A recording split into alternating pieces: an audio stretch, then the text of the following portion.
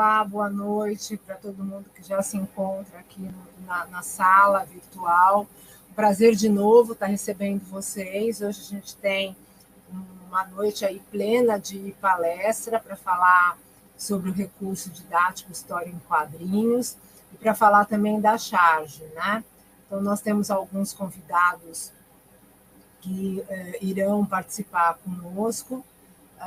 E eu espero dessa vez, pessoal, né, quem está nos assistindo, que vocês possam, na realidade, encaminhar as perguntas de vocês, os comentários, né? Nas 2 últimas semanas passadas, o pessoal estava na plateia aí bem tímido para fazer as perguntas. Então, vamos ver se hoje a gente se aquece um pouquinho mais, aproveitando que deu uma baixadinha na temperatura por conta da chuva aqui que deu em Teresina, para quem está aqui em Teresina. Vamos aquecer nossos corações para a gente poder, na realidade, dialogar com os palestrantes. E assim eu gostaria, então, de chamar a professora Gildênia, o professor Cleidson e a professora Francisca para compartilhar a tela comigo.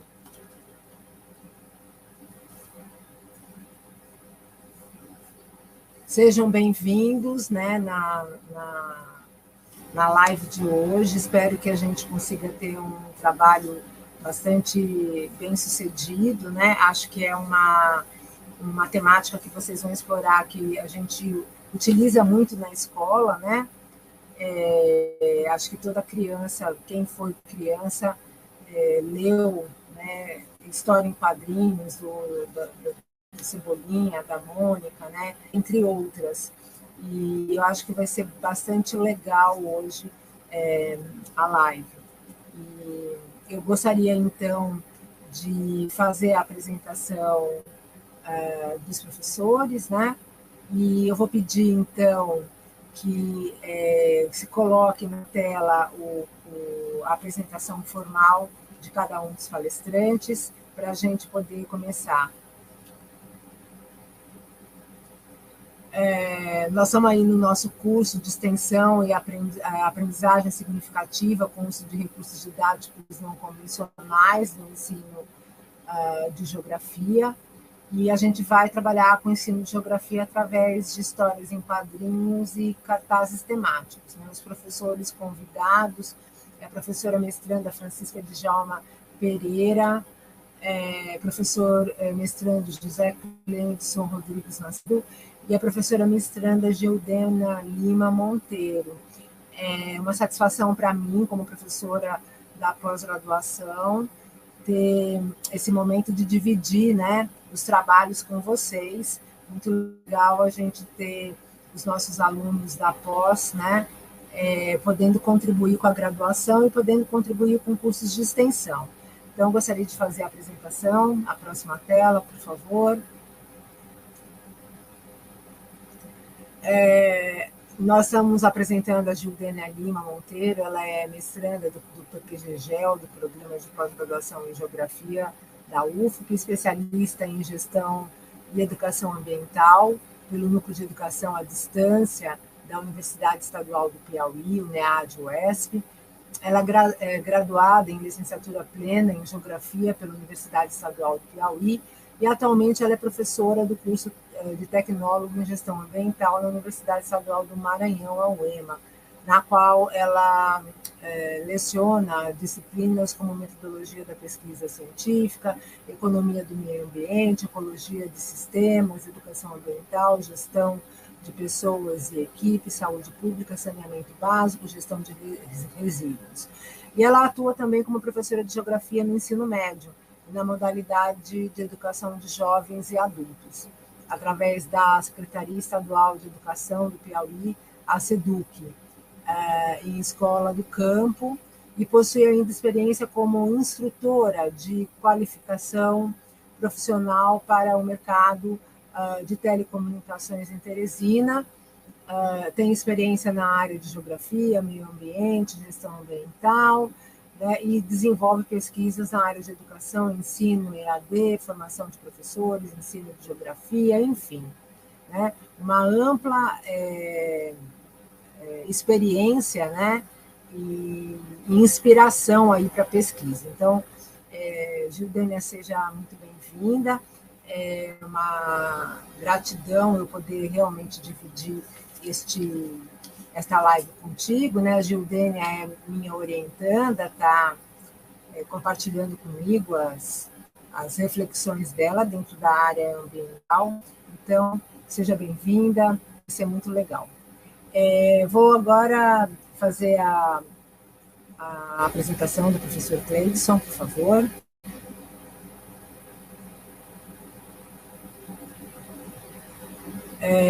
O professor José Cleidson Rodrigo Macedo, ele possui graduação em Geografia pela Universidade Estadual do Piauí, pós-graduação em Docência e Ensino pelo IFP, pós-graduação em Gestão Educacional em Redes e mestrando em Geografia pelo programa nosso do PPGGEL, da Universidade Federal do Piauí. Atualmente ele é professor orientador do curso de graduação do SEAD UFP, Educador Social, policial sargento da Polícia Militar do Piauí, coordenador técnico pedagógico, né, da Polícia Militar do Piauí, professor formador de educador social no projeto Mirim Cidadão. Né? Seja muito bem-vindo, Cleidson. O Cleidson, quando ele for se apresentar, ele vai trazer um convidado para a gente, que é o professor Jairo Rodrigues de Freitas, da Universidade Rural de Pernambuco. Espero que ele consiga, né, acessar o nosso link para conversar com vocês também.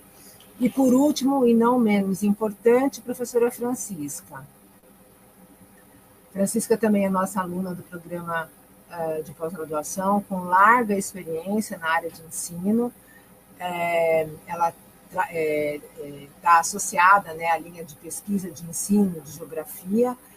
Ela é especialista em metodologia do ensino de geografia pela Universidade Federal do Piauí, graduada em Geografia pela própria Universidade Federal do Piauí em 2006 e atualmente ela é professora da Prefeitura Municipal de Teresina, a SEMEC, e do Governo do Estado do Piauí, a SEDUC, né? E tem experiência na área de Geografia, com ênfase em Geografia para o ensino médio.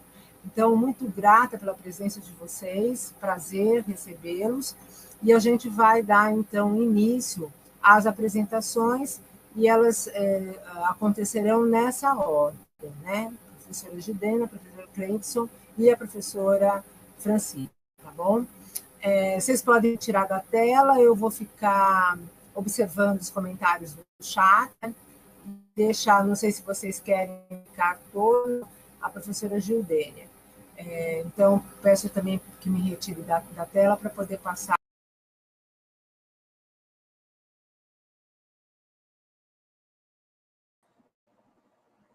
Olá, boa noite a todos.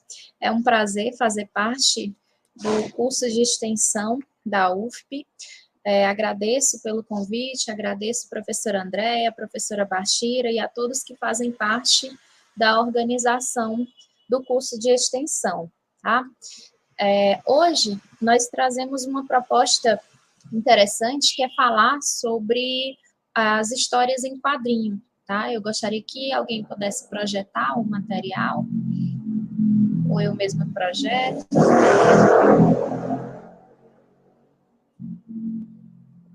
Pronto. Então, aqui, nós preparamos, eu, Cleidson e Francisca, somos os colaboradores, professores ministrantes dessa oficina de hoje. Nós preparamos um material, uma pequena apresentação em slides, para que possamos embasar um pouco a nossa discussão sobre o que nós estamos propondo, qual que é a nossa proposta, tá? Que é ensino de geografia através de história em quadrinhos. Todos nós, ministrantes, somos professores de geografia.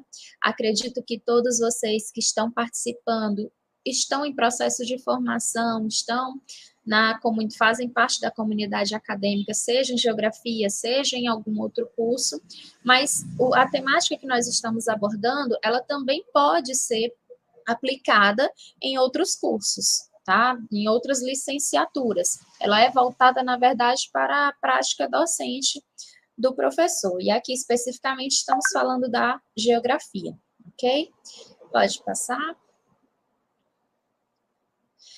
Para contextualizar tudo isso que nós vamos discutir aqui na noite de hoje, eu vou começar pela parte da fundamentação teórica, que ela vai explanar a ideia de alguns autores sobre essa temática, sobre a relevância de se trabalhar recursos didáticos não convencionais com os alunos em sala de aula, tá? Então, o ensino de geografia, por sua natureza diversa, ele possibilita várias formas de abordagem. Nós que estamos em sala de aula sabemos bem que a geografia ela trabalha com várias temáticas. E dentre essas temáticas, cada uma nós podemos e conseguimos trazer diferentes metodologias, diferentes recursos para trabalhar com esses conteúdos e tornar uma aula mais dinâmica, uma aula mais participativa por parte do aluno e que, ao mesmo tempo, motive o interesse desse aluno para as nossas aulas, tá? Pode-se destacar a importância da interpretação do espaço geográfico a partir da leitura da paisagem. Isso nós fazemos constantemente em sala de aula com os nossos alunos. Nesse viés, as histórias em quadrinhos, que é a temática que nós vamos abordar aqui hoje, produzem um efeito interessante para associar o texto e imagem na perspectiva da linguagem lúdica. Quando nós tratamos de recursos não convencionais, nós estamos tentando chamar a atenção dos nossos alunos para aqueles conteúdos do cotidiano que estão presentes ali no currículo da geografia escolar e no livro didático. A nossa intenção é chamar a atenção desses alunos de uma forma lúdica, para que ele possa demonstrar interesse em participar e, ao mesmo tempo, acolher esses conteúdos que estão sendo ali ministrados pelo professor. Tá? Nesse cenário, os HQs, que são as histórias em quadrinhos, eles dão ao ensino de geografia diversas possibilidades metodológicas, inserindo a prática do professor no contexto da sala de aula, trazendo, assim, os conteúdos de uma forma mais lúdica, de uma forma mais interativa, para que esses alunos consigam associar aquilo que eles estão aprendendo, conteúdo que estão aprendendo, com a vivência deles de algo lúdico, que são as histórias em quadrinho. Tá? Pode passar, por favor?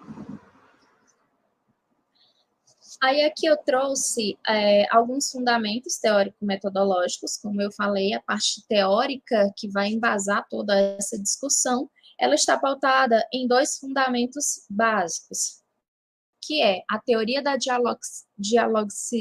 dialogicidade de Paulo Freire, tá? E a teoria da aprendizagem significativa de David Young. Vamos abordar primeiro a de Paulo, em que ele diz, trouxemos uma breve fala de uma obra do Freire, que ele fala que, mais do que um ser no mundo, o ser humano se tornou uma presença no mundo, com o mundo e com os outros. Convivência do ser humano com os outros iguais a ele. Presença que, reconhecendo a outra presença como não eu, se reconhece como si próprio. Presença que se pensa em si mesma, ou que se sabe presença, que intervém, que transforma, que fala do que faz, mas também do que sonha, que constata, compara, avalia, valora, que decide, que rompe. Esse ser humano, de acordo com Freire, ele está imerso em um mundo com outras pessoas. E, através dessas pessoas, ele precisa se comunicar, ele precisa se fazer entender, para que ele consiga viver. Isso envolve sentimentos, isso envolve vários outros aspectos da vida humana que estão interligados à sua existência, que fazem parte e dão sentido à sua existência. Tá? Pode passar? Agora nós vamos abordar a teoria da aprendizagem significativa. Eu estou tentando ser breve nessa parte teórica, porque nós temos uma discussão muito rica na parte prática da nossa explicação aqui, tá? A teoria da aprendizagem significativa de David Ausubel, ela é um processo pelo qual uma nova informação se relaciona com o aspecto relevante da estrutura de conhecimento do indivíduo. Ou seja, Nesse processo, a nova informação interage com uma estrutura de conhecimento específica, a qual Ellsberg define como conceitos existentes na estrutura cognitiva do indivíduo. A aprendizagem significativa ocorre quando uma nova informação se ancora em subsunsores relevantes pré-existentes na estrutura cognitiva de quem aprende. De acordo com esse autor, a aprendizagem significativa, para que ela ocorra, é necessário que o aluno ele consiga, no ambiente escolar, no ambiente de sala de aula, ele consiga relacionar os conteúdos novos que ele está aprendendo com aqueles conceitos que já estão fixados em sua mente. E a esse conceito ele chama de conceitos subsunsores. Tá? Essa relação que se dá é para que o aluno consiga aprender os novos conteúdos e, ao mesmo tempo, para que esses conteúdos façam sentido na existência desse aluno, para que ele entenda por que eu estou estudando, por exemplo, por que eu estou estudando conceitos de território, por que eu estou estudando paisagem, qual sentido faz eu estudar esses conceitos para a minha existência. Ele precisa, então, a partir da aprendizagem significativa, ele precisa ligar os conteúdos que ele está estudando com aquilo que ele já possui na sua mente, na sua estrutura cognitiva, para que, assim sendo, ele possa dar um sentido, ele possa dar um significado na sua mente aos novos conceitos que ele está ali aprendendo naquele momento, que está sendo repassado pelo docente naquele momento. Tá? Se esses conteúdos fizerem realmente sentido para esse aluno, aí nós podemos afirmar que sim, existiu ali uma aprendizagem significativa. Mas, claro que são as duas teorias, elas são muito complexas, elas são muito profundas, existem vários outros fatores que vão estar relacionados a isso. Um deles que eu queria destacar aqui na teoria de David Ellsberg é a questão da motivação do aluno. O aluno ele precisa se sentir motivado para ele aprender. Mas como é que nós vamos conseguir motivar esse aluno? Aí vai depender dos recursos, das metodologias que o professor conseguir adotar na sua prática docente, tá? E é sobre isso que nós estamos abordando, um desses aspectos que são as histórias em quadrinho. Pode passar? Uma outra conceituação que nós vamos abordar também para enfatizar um pouco tudo isso, toda essa discussão, é sobre a inteligência emocional, né? Ela é a capacidade que cada indivíduo tem para administrar suas próprias emoções e entender as emoções dos outros. Essa habilidade, se ela for bem desenvolvida, ele pode sentir, pensar e agir de forma mais equilibrada e consciente. Existem vários autores que eles abordam a inteligência emocional, em sua maioria são psicólogos, que eles enfatizam muito a importância de você ter uma inteligência e, ao mesmo tempo, um equilíbrio emocional, para que você consiga equilibrar as esferas da sua vida, a sua esfera social, econômica, psicológica, afetiva, para que você consiga administrar os seus sentimentos, tá? Mas por que toda essa discussão veio sendo trazida agora para esse conteúdo, para essa prática que nós estamos tendo aqui agora? Pode passar o próximo slide. Essa prática da inteligência emocional, compreender o porquê de se trabalhar com a inteligência emocional, é porque existe a aprendizagem socioemocional, né? E com isso, nós conseguimos ter habilidades consideradas importantes para ser feliz e, com essa felicidade, alcançar um sucesso na sua vida. Isso, gente, não é relativo. Claro que cada pessoa ela vai ter o seu próprio equilíbrio emocional, ou muitas vezes algumas podem não ter totalmente esse equilíbrio, conseguir equilibrar todas as esferas da sua vida para se considerar um ser plenamente feliz. Mas é um dos fatores que nós consideramos como importantes para que tanto o aluno consiga demonstrar interesse pelos conteúdos que são ministrados em sala de aula, e para o professor, para que ele consiga fazer com que o aluno sinta-se motivado. Ambas as partes precisam estar bem, em um bom convívio, para que faça sentido tudo aquilo, o que é ensinado e o que é aprendido em sala de aula, tá? Algumas dessas habilidades que nós podemos destacar aqui, por exemplo, é ser as próprias emoções, que nós chamamos de autoconsciência, lidar com os sentimentos, e essa eu acredito que seja a parte mais difícil, saber lidar com os nossos sentimentos. Muitas vezes nós não conseguimos, tem dias que nós conseguimos estar com uma autoestima super elevada, e tem dias que nós não estamos tão bem assim, e às vezes nós contagiamos quem está ao nosso redor com essas emoções que nós não conseguimos administrar, não conseguimos equilibrar, tá? Motivar-se, né? Não é uma tarefa muito fácil. Eu me sentir motivada e eu conseguir motivar outras pessoas não é uma tarefa tão simples assim. Sabemos que no contexto educacional, esse fator motivação na prática docente, muitas vezes, ele está, às vezes, bem destruído. Às vezes, alguns professores dizem que não tem motivação para estar numa sala de aula, não tem motivação para inovar em uma sala de aula, até porque nós temos o reflexo da desvalorização da nossa educação no Brasil como um todo, né? Muitas vezes isso vai influenciar, sim, na forma como esse docente pode se sentir e também na forma como ele pode repassar isso aos seus alunos. Às vezes o professor acaba transmitindo isso aos alunos sem se dar muito conta disso, né? Reconhecer emoções nos outros, esse é um dos aspectos fundamentais que alguns autores eles enfatizam, que é importante você saber que você está lidando com seres humanos. Maurice Tardif, ele ressalta muito bem isso, que nós estamos lidando com seres humanos, com alunos, e esses alunos, cada um possui a sua individualidade. É uma sala com 30 alunos, por exemplo, mas cada um possui um perfil diferente, cada um possui a sua individualidade. E o professor tem essa tarefa também de reconhecer essa individualidade no meio daquela totalidade de alunos. É uma das habilidades que ele precisa também ter.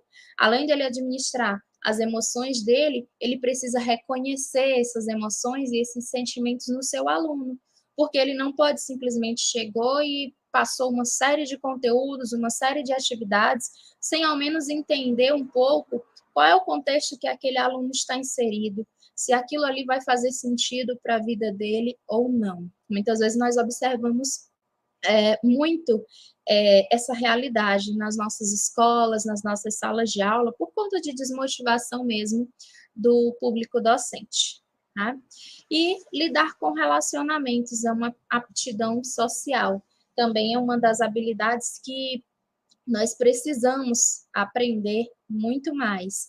Embora você diga que eu tenho autoconsciência, eu tenho empatia, eu sou uma pessoa otimista, eu consigo gerenciar os meus sentimentos, mas nunca você está preparado para todas as situações que uma sala de aula pode te colocar. Seja você chegando ali como estagiário, seja você chegando como graduado, especialista, mestre, doutor, qualquer uma dessas funções, muitas vezes você vai encontrar dificuldades ou vai encontrar situações que você nunca presenciou e que às vezes não vai saber como lidar naquele momento, tá? Pode passar. Então, segundo a teoria de William Gleice, aprendizagem, formação e memória. Nós aprendemos 10% do que lemos, 20% do que ouvimos, 30% do que vemos, 70% do que vemos e ouvimos simultaneamente, 80% do que vivenciamos pessoalmente e a nossa estatística básica do professor. Aprendemos 95% do que ensinamos aos demais. É ensinando que muitas vezes você consegue aprender mais ainda, tá? Só para enfatizar mais uma das teorias que nós estamos embasando aqui a nossa discussão de hoje. Pode passar. Como se aprende? A crise que a humanidade vive hoje, segundo Goleman, com o aumento da criminalidade, violência, infelicidade, é o reflexo de uma cultura que se preocupou apenas com o intelecto, esquecendo o lado emocional. Podemos afirmar, então, que a nossa sociedade, ela emocionalmente, ela encontra-se doente, ela encontra-se em desequilíbrio. Por quê? Nós não sabemos administrar muito as nossas emoções, nós nos prendemos muito a problemas pequenos, e isso vai fazendo com que hajam frustrações e não sabemos lidar com os nossos sentimentos. Não conseguimos sentir, não conseguimos fazer, não conseguimos pensar, porque o sentimento ele vai trazer a emoção, fazer vai trazer a ação, e o pensar pode nos trazer a razão ou pode nos tirar a razão, dependendo da situação em que nós estamos ali inseridos, tá? Pode passar. E sobre a reflexão, será que nós somos seres, enquanto docentes, enquanto alunos em sala de aula, será que nós somos seres que estamos prontos para reflexão? Refletir é um processo de dar significado às informações, antes, durante e depois da informação. É um processo consciente e intencional, que dá um tempo ao cérebro para dar significado. Está bem associado à teoria da aprendizagem significativa. Eu preciso refletir sobre aquilo que eu estou, as informações que eu estou absorvendo, para que eu consiga dar significado a ela na minha estrutura cognitiva. Pode passar adiante.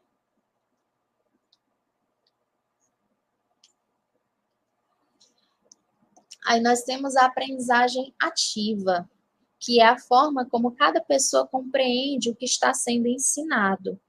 Como que nós podemos compreender? Através de três formas básicas, perdão. Visual, através do sentido da visão, auditivo, através do sentido da audição, e o sinestésico, através do tato, tocando naqueles objetos, tá? Pode passar. Aqui nós vamos abordar de forma breve cada um deles. Aí vocês podem ir vendo qual deles vocês se encaixam, em qual deles, ou pode ser simultaneamente mais de um, que você consegue absorver. Como que você consegue aprender as informações quando você se depara com um material para estudar, quando você se depara em uma aula, na sala de aula, enquanto aluno, tá? O estilo de aprendizagem visual, ele é característico de uma pessoa organizada, observador. Ele memoriza vendo figuras e fotos, vendo imagens. É mais fácil para ele aprender. Não é que ele só aprenda desta forma, mas sim é a forma mais prática para que ele consiga absorver o que foi lhe ensinado. Ele prefere ler a escutar alguém lendo, né? Geralmente não se distrai com o ruído. Anota as informações ao invés de só ouvi-las. Tem talento com cores, pinturas e é bom para montar peças de teatro. Aí são algumas das habilidades para que a gente consiga identificar um pouquinho como é a nossa forma melhor de aprender. Tá? Pode passar. Agora nós temos o estilo de aprendizagem auditivo. Ele é característico, no geral, de pessoas que falam sozinhas, gostam de música, pronunciam palavras ao ler em silêncio, são aqueles que muitas vezes estão lendo ali em silêncio, de repente ele começa a ler em voz alta sem perceber, sem se dar conta, distrai-se facilmente com o barulho, possui uma linguagem oral facilitada e para ele escrever é mais difícil do que falar. Ele prefere a fala do que a escrita. E o nosso terceiro está no próximo slide, que é o sinestésico.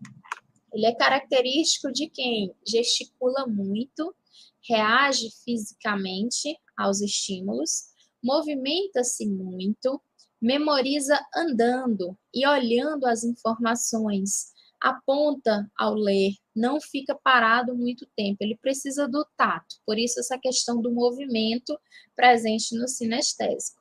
Aí vocês podem verificar um pouquinho qual a forma de aprendizagem melhor de cada um, ou se você é um pouquinho de cada, dá para você, através dessas características básicas, dá para você definir um pouco do que você, de como você aprende, né? Não é com o que você é, e sim como você aprende. Próximo slide. Aí, diante disso tudo, que lição tem a ser tirada? Que cada um aprende à sua maneira. Por isso, é necessário oportunizar a todos e a cada um o aprendizado. Por isso, é importante que nós possamos inovar em sala de aula, que nós possamos ir com aquela vontade, aquela determinação de fazer algo diferente, não pensando nos meus problemas pessoais, mas sim pensando naquele público de aluno que me espera com algo diferente, que muitas vezes ele já está cansado daquela teoria que para ele não vai fazer sentido. Eu me refiro ao aluno da educação básica, que é o nosso maior público-alvo. Muitas vezes a teoria, o assunto teórico, ele vai estudar sobre relevo, ele vai estudar sobre rochas, e para ele não faz sentido, porque ele vai de casa para a escola, da escola para casa, sem ele entender o porquê que ele está estudando o relevo. Ele olha e não vê, não consegue associar o que ele acabou de estudar em sala de aula com aquilo que ele está vendo ali no seu cotidiano. Então, é preciso chamar esse aluno para a gente, chamar esse aluno para a nossa sala de aula, chamar esse aluno para a nossa geografia, para que ela possa fazer, sim, um sentido para esse aluno, para que ele entenda que o professor está se esforçando em mostrar o conteúdo de uma forma diferente, que ele está utilizando um recurso diferenciado para chamar um pouco mais a sua atenção. E isso também vai motivar o professor, ver que o aluno gostou da aula, que ele entendeu aquela proposta nova que o professor trouxe. Isso aí vai motivar muito o nosso alunado, tá? E também o feedback para o professor é excelente. Pode passar. Aí aqui nós temos algumas formas de representação do pensamento. Muitas vezes nós pensamos, nós aprendemos e nós precisamos saber como representar. E é importante, aqui eu entro de forma bem breve em um conteúdo que é a avaliação. É importante que o professor ele utilize diferentes formas de avaliar o seu aluno, que a avaliação ela não seja sentido apenas de punição para esse aluno, certo? Ele pode avaliar o aluno através de uma apresentação oral, através da fala, através da escrita, do desenho, da dramatização, do jogo, e com isso pode utilizar recursos como maquetes, croquis, mapa mental, desenho, a própria história em quadrinho que nós estamos abordando aqui hoje, músicas, paródias, etc. São várias formas que ele pode fazer uso, tá? Pode passar. E aqui nós estamos já quase finalizando, e como eu não posso interagir falando com vocês, vocês me ouvem, mas não conseguem se comunicar comigo através da fala, eu gostaria que vocês colocassem no chat algumas dessas perguntinhas, algumas dessas respostas que eu vou fazer aqui das perguntas. Quem já leu alguma história em quadrinho? Coloca aí no chat para a gente saber, para a gente ter uma noção do que vocês já tem conhecimento da história em quadrinho. Não precisa ser na área da geografia, pode ser qualquer história em quadrinho. Qual história em quadrinho você mais gosta? Você gosta de história em quadrinho? Qual você mais gosta? Qual o seu personagem preferido dos HQs? Já pensou em escrever a sua própria história em quadrinhos? É possível escrever a minha própria história em quadrinhos? Sim, é possível, e nós vamos mostrar isso agora com os nossos demais palestrantes, tá? Pode passar. Coloquem no chat aí as respostas, tá? A gente quer conhecer um pouquinho do que vocês já sabem sobre história em quadrinho, para a gente entender se estamos chegando até vocês com a nossa informação. Aqui são algumas das referências que nós utilizamos para o embasamento teórico da nossa discussão.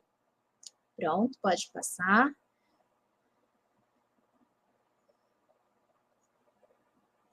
E aqui os nossos apresentadores na fotinha do cartaz de divulgação. Gente, espero que vocês tenham compreendido a minha fala, espero que esse embasamento teórico tenha feito algum sentido para vocês em torno da discussão que nós vamos dar continuidade agora com o Cleidson, ok?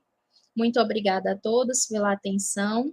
Estamos aguardando as perguntas e as respostas que eu pedi para colocarem no chat. Obrigada.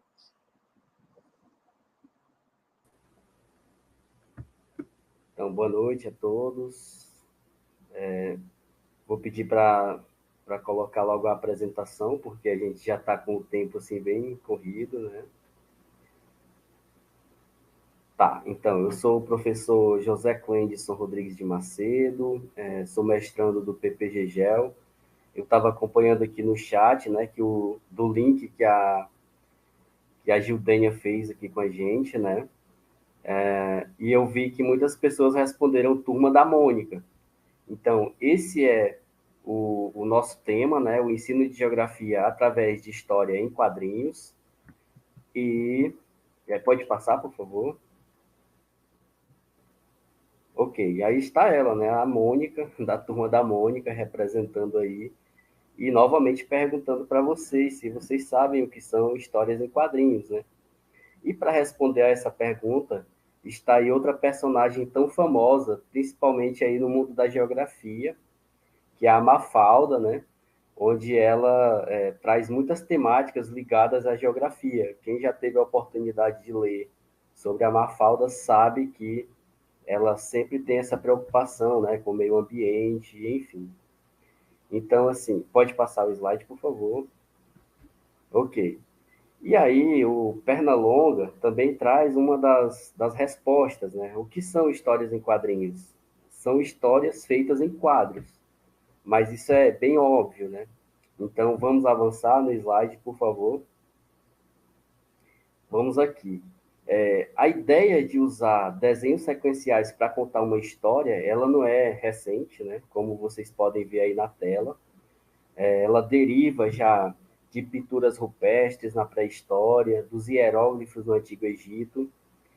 Por que a gente está colocando dessa forma? Porque desenhos sequenciais para contar uma história, ele já faz parte dessa história da humanidade e o ser humano sempre teve essa preocupação em representar a sua atividade cotidiana através de desenhos.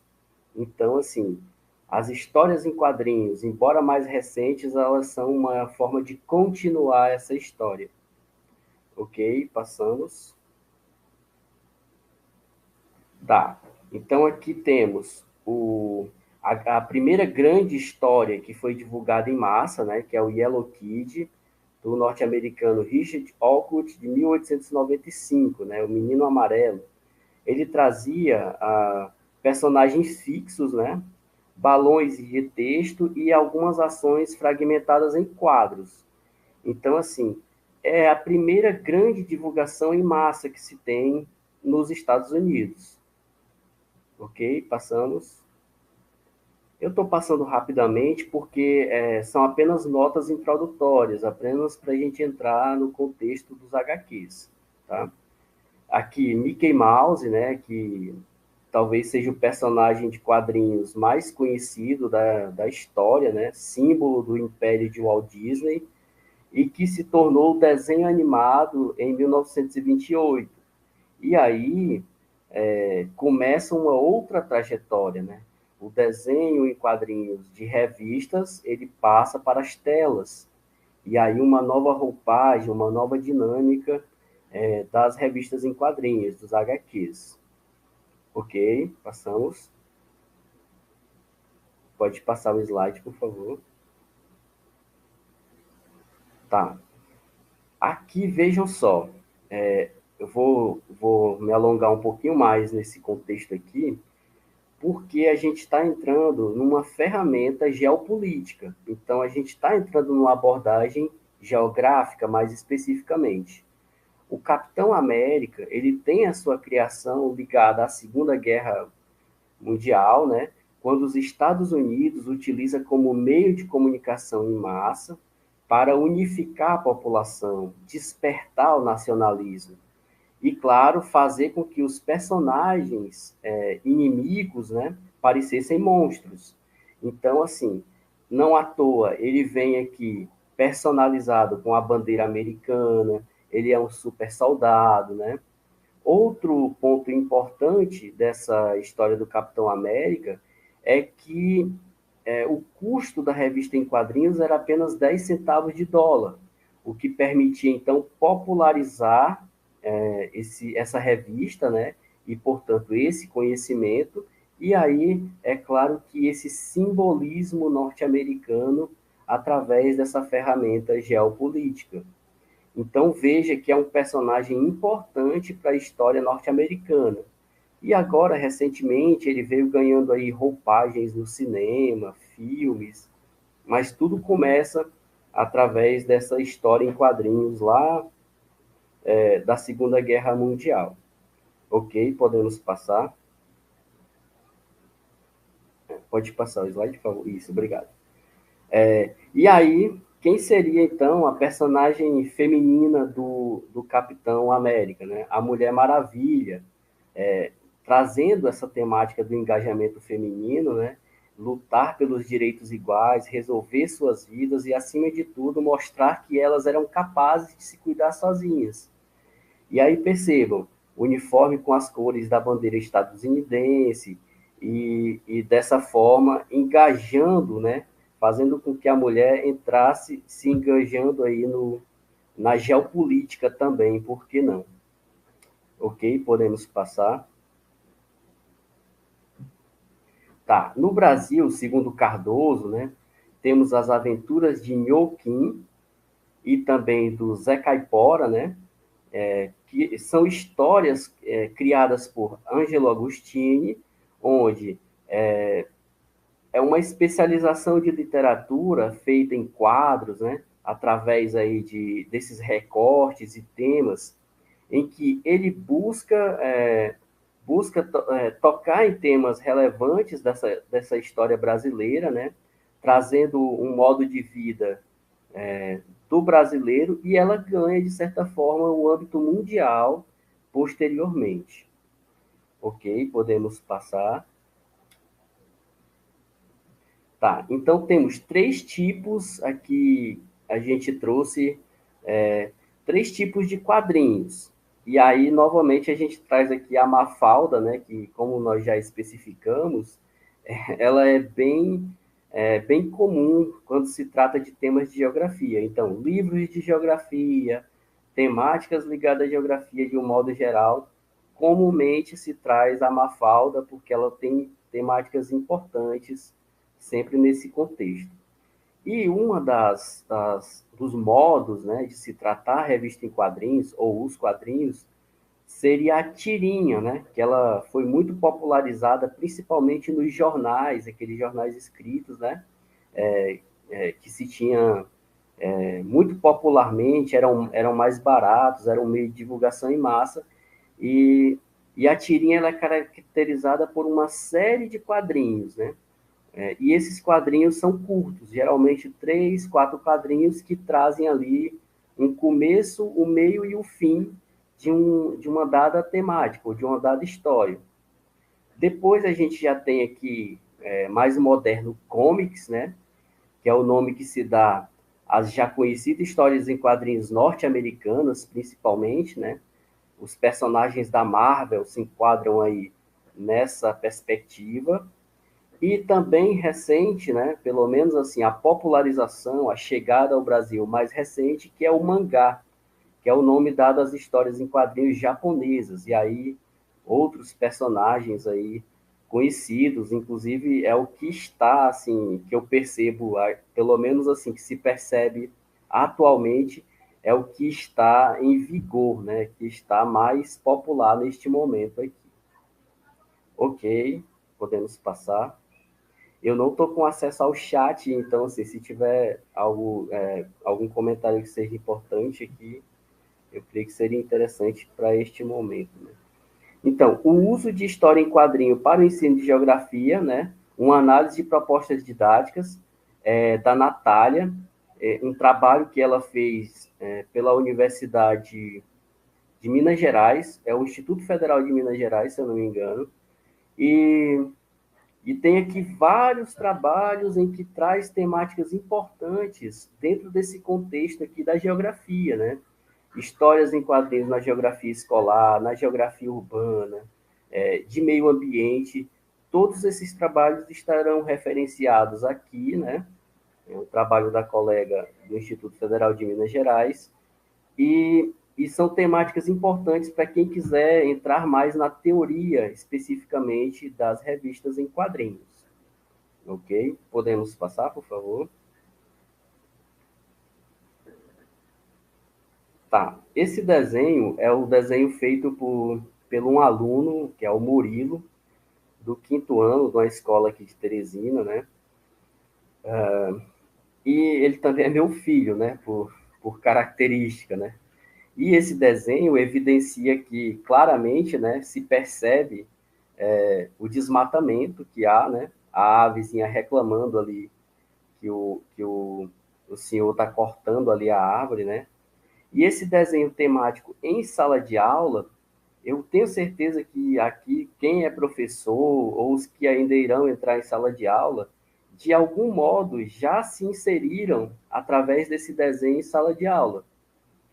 Então, assim, o desenho em sala de aula e o desenho dentro do contexto da geografia na escola, ele sempre foi uma realidade.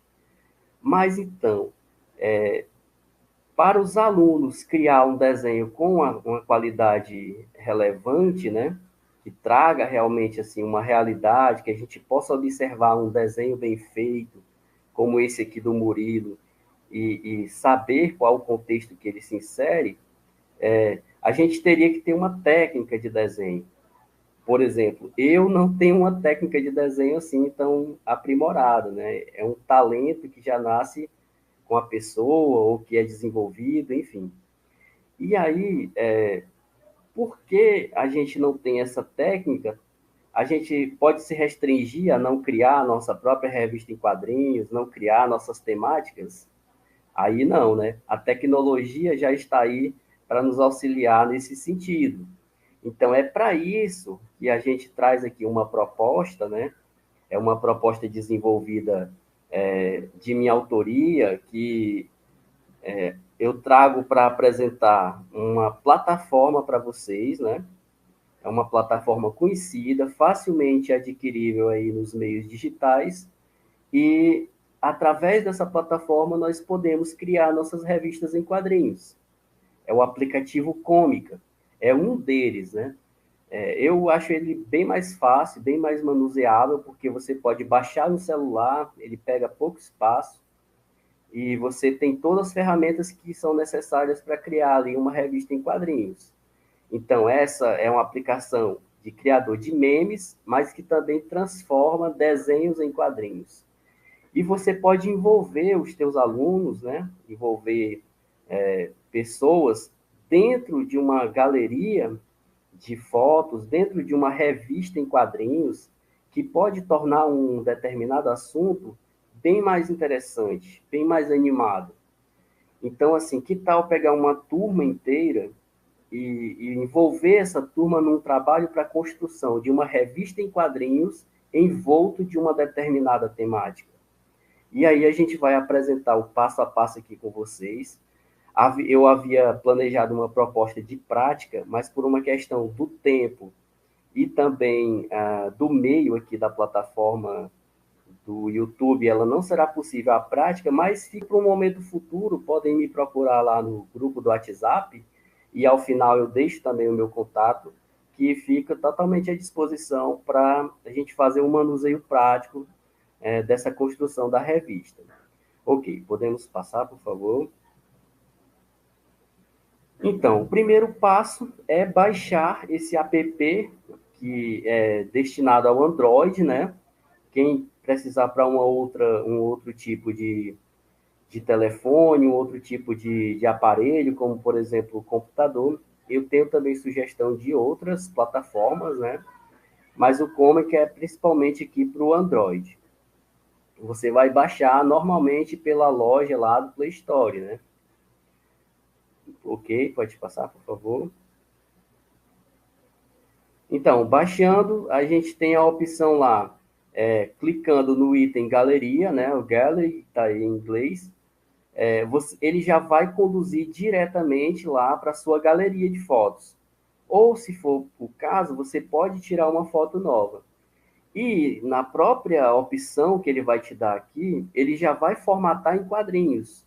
Você vai perceber nesse segundo formatozinho aí do celular, que ele já vai te dar as opções de enquadramento que você quer. Um quadrinho numa tela, ou 2 quadrinhos divididos, ou múltiplos quadrinhos, enfim. Você vai escolher a melhor opção para fazer. É super autodidático, você vai construindo e vai vendo assim que ele vai te dando passo a passo já. E aí, ao final dessa construção, você pode baixar ou você pode compartilhar direto. Você baixando, é interessante que ele pode te dar a opção já de PDF, né? Já vai salvando ali em PDF, ou ele pode deixar salvo como imagem na galeria. Ok, podemos avançar, por favor. Tá, então esse foi o projeto que eu criei para a apresentação no semestre passado. Foi construída uma revista que a gente denominou de Piracuruca, né? Porque é uma homenagem aqui aos participantes, que são personagens reais, né? Que fizeram fotos para que a gente fizesse esse projeto lá no Parque Nacional de Sete Cidades, né? E aí a gente denominou a revista de Revista Piracuruca. Podemos passar, por favor? Pronto, aqui a gente já tem fotos com efeitos, né? Tudo isso é construído assim dentro dessa plataforma de uma maneira muito fácil, muito prática. Os balões são inseridos, você pode colocar a fala que você pretende adicionar, ou simplesmente uma legenda, como é o caso aí que está especificado na figura 3, 4, na figura 4. E aqui é o Parque Nacional de Sete Cidades, né? E esses personagens, claro, concederam as suas imagens para a gente fazer a utilização aqui. Podemos avançar, por favor? Então, aqui a gente pegou personagens, né, da fauna, da flora, o intemperismo que ocorre, e aí vocês percebem diversos tipos de efeitos. No projeto, a gente fez a utilização dos diferentes tipos de efeitos justamente para ilustrar as potencialidades que você pode fazer com a criação da revista. Ok? Podemos avançar? Ok. Então, novamente, outros efeitos, né? Onde se tem aqui diferentes coloridos, ou você pode deixar a imagem até em preto e branco, se for o caso.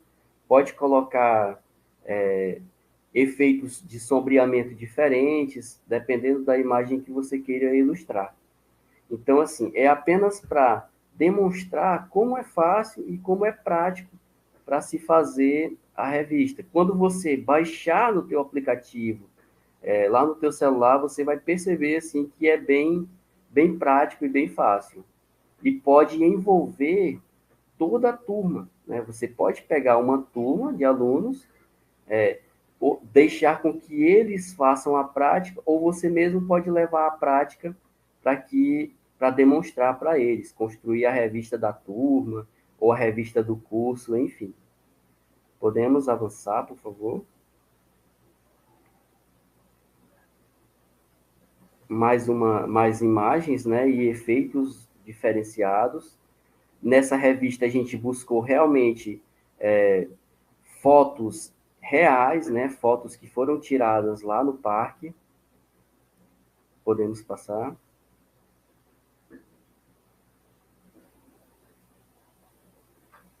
Ok.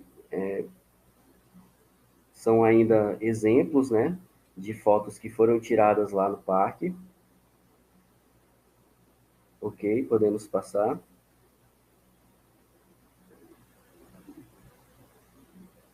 Pode passar o slide, por favor.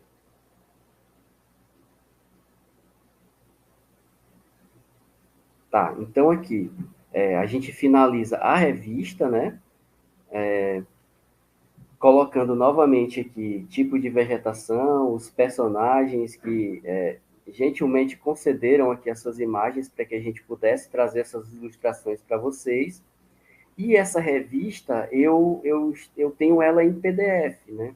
Inclusive já com números atualizados dela, né? A gente já está no número 6, com novas imagens, né? Com outros personagens também. E, assim, esse material a gente deixa disponível, bem como também a prática que nós fizemos para a construção da revista, a gente tem ela gravada, né? Eu posso passar através do link ou posso também disponibilizar essa prática já gravada também com um videozinho curto de 3 minutos apenas. Então, para se perceber assim como é fácil de construir, tá bom? Podemos avançar, por favor? Aqui os nossos créditos, né, que seriam as nossas referências que foram utilizadas aí, os personagens, lá das revistas em quadrinhos que são mais conhecidas, até a construção dessa revista aqui nossa. E podemos avançar para deixar aqui o nosso contato, tá bom? Eu sei que o tempinho é bem curto aqui, quase que a gente não conseguiu aqui. Estava previsto para a gente fazer essa prática, né, com vocês, mas, como disse, anotem aí o contato, eu me coloco à disposição para fazer, ou para lançar o vídeo, ou se tiver alguma dúvida mais específica em relação à revista, ou como construí-la, eu me coloco aqui à disposição. E aí já podemos passar a palavra para a próxima colega que vai fazer uso, que é a professora Francisca. E muito obrigado e boa noite.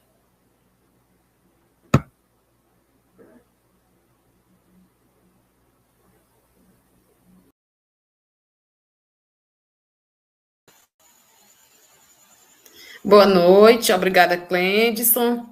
Boa noite a todos, né? Como o Clendson falou, eu sou a professora Francisca. Inicialmente, eu gostaria de agradecer por mais uma vez estar podendo dar um pouco da minha contribuição para o curso de extensão, né? É a segunda vez que nós participamos.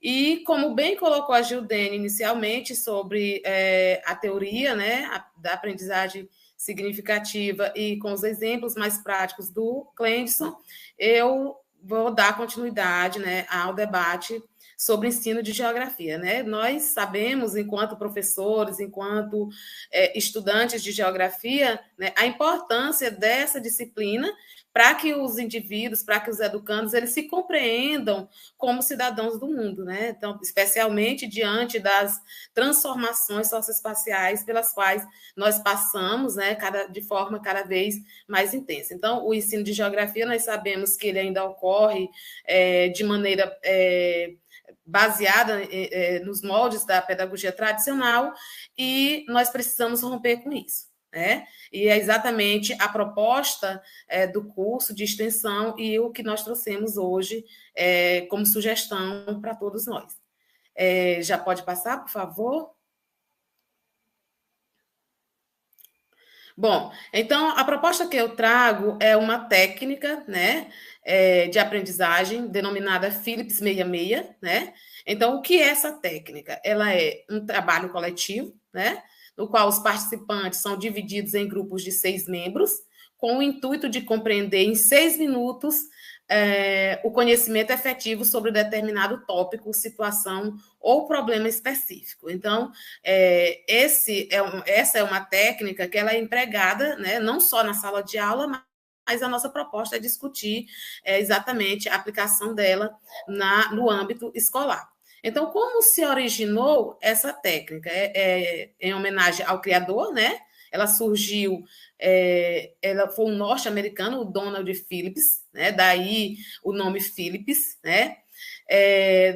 Da Universidade do Michigan, e ele percebeu a potencialidade da prática do trabalho em equipe. Então, ao longo da discussão, vocês vão observando essa importância de se trabalhar, né, a equipe, que aí já vai ao encontro do que a Gildênia colocou, né, a questão de aceitar o ponto de vista do outro, né, as opiniões, de se colocar como protagonista. Então, realmente é uma técnica que é muito favorável à obtenção, à construção dessas habilidades. Então, qual é a contribuição dessa estratégia de aprendizagem?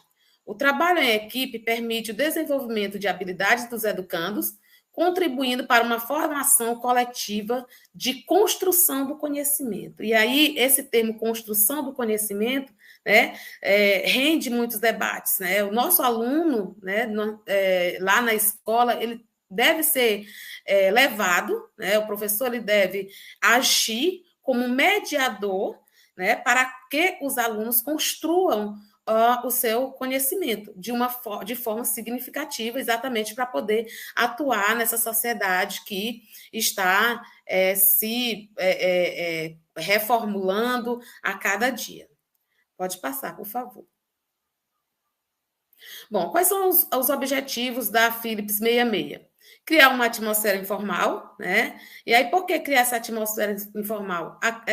As salas de aula, elas não precisam ter aquela rigidez, né, da prática tradicional que nós ou conhecemos porque vivenciamos, ou conhecemos porque lemos, né? Mas assim, dá um ar de uma atmosfera de maior informalidade, exatamente para que o aluno ele se sinta mais à vontade, né? Ele sinta vontade, sinta prazer em participar das atividades.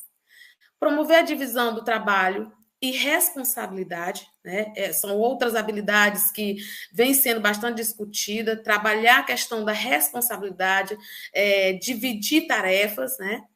Desenvolver a capacidade de sintetizar, desenvolver a rapidez de pensamento e levar os alunos a selecionar aspectos mais importantes do assunto. Então, observemos que o quanta riqueza, né, essa técnica ela pode nos trazer, claro, e aí eu coloco, me reportando a teoria que a Gildênia colocou, que a Gildênia debateu, que uma estratégia de ensino, qualquer que seja ela precisa ser bem planejada, ela precisa de N fatores para que dê certo. Não é porque eu considero a estratégia boa, a técnica boa, que ela vai funcionar. Né? Então, o professor tem que planejar bem, tem que conhecer o seu aluno, tem que ver a melhor forma de aplicar essas técnicas, e com a Philips 66 não é diferente. Pode passar, por favor. Pode passar? Isso. Então, assim, tentando fazer um link com a BNCC, né, que é a Base Nacional Comum Curricular, e que é a base, como o próprio nome já diz, para a construção dos currículos, né, é o norteador quando nós vamos planejar nossas aulas. O que diz essa base? Ela diz que a sociedade contemporânea impõe um olhar inovador e inclusivo a questões centrais do processo educativo. E aí vem algumas questões que são bem interessantes. O que aprender, né? O que nossos alunos eles precisam aprender para se tornar cidadãos do mundo, né? Para que aprender, né? Como ensinar, como promover redes de aprendizagem colaborativa e como avaliar o aprendizado. Porque a Philips 66 ela é um instrumento que pode ser utilizada com várias finalidades. Eu posso utilizar a Philips para debater um assunto, né, no início da sua exploração, do seu estudo, ou eu posso utilizá-la como meio, né, para realizar uma avaliação dos meus alunos. Né? E, de qualquer forma, mesmo que a intenção não seja apenas avaliar, né, ao longo da realização dessa atividade, o professor ele terá condições de fazer isso. Então, no novo cenário mundial, reconhece-se em seu contexto histórico e cultural comunicar-se, ser criativo, analítico, crítico, participativo, aberto ao novo, colaborativo, resiliente, produtivo e responsável requer muito mais do que o acúmulo de informação. Então, tudo que se coloca a partir da BNCC, né, aí que foi colocado, é para que o aluno ele não acumule apenas informação, mas que o aluno ele adquira todas essas habilidades aí colocadas, a habilidade de ser criativo, de sintetizar, de fazer análise, de ser mais participativo, de ser mais colaborativo, mais resiliente, ser um cidadão proativo. Então, para isso, apenas o acúmulo de informações não vai dar conta. O aluno ele tem que construir, né, o seu conhecimento e de forma significativa. Pode passar, por favor. Bom, então, para isso, né, para que nós formemos cidadãos proativos, aptos a responder às demandas da sociedade, isso requer o desenvolvimento de competências para aprender a aprender. Então, o que significa isso? O indivíduo ele tem que aprender a buscar o seu próprio conhecimento. Né? Saber lidar com a informação cada vez mais disponível. Nós sabemos que existe um leque de informações. Nossos alunos eles precisam estar preparados para saber filtrar essas informações. Afinal de contas, não são todas as informações que podem se transformar em conhecimento, né? Atuar com discernimento e responsabilidade no contexto das culturas digitais, né, que era exatamente isso a que eu estou me referindo também, né? Nós temos aí as mídias sociais, nossos jovens eles estão cada vez mais imersos e eles precisam saber lidar com isso. E a escola ela não pode fugir a esse debate. A escola tem que estar sim preparada para auxiliar os estudantes a agir com responsabilidade diante desses achados. Né? Aplicar conhecimentos para resolver problemas, ter autonomia para tomar decisões, que é a questão do sujeito proativo. O sujeito proativo, ele deve ser capaz de, inclusive, antever os problemas, né? E de buscar soluções para esses problemas. E aí, mais embaixo, a BNCC coloca exatamente isso, ser proativo para identificar os dados de uma situação e buscar soluções, conviver e aprender com as diferenças e as diversidades. Então, imagina, né, um trabalho em equipe, a multiplicidade, né, de pontos de vista diferentes, de olhares diferentes, e o aluno ele deve estar apto a saber lidar com essas diferenças, e isso vai nos reportar a questão da própria inteligência emocional que foi discutido pela Gildênia. Pode passar, por favor. Bom, então, como se dá a dinâmica dessa atividade, da Philips 66? Bom, para se executar essa atividade, aliás, uma atividade utilizando essa técnica, existem alguns componentes, né? Que devem ter um papel importante na execução dessas atividades. Então, nós temos o coordenador. Como aqui nós estamos falando do âmbito escolar, esse coordenador ele é o professor, né? Então, o professor, a função dele é definir bem uma situação, né? Uma discussão, ele vai propor essa discussão ao auditório, né? Quem é o auditório? É a nossa sala de aula, né? Fazendo depois fracionar-se em grupos de 6, para que reflitam, opinem e deliberem sobre a mesma durante 6 minutos. Então, o que acontece? Nós, enquanto professores, na nossa sala de aula, estudamos, planejamos, né, trabalhar com a Philips 66. Então, nós, professor, nós seremos o coordenador, né?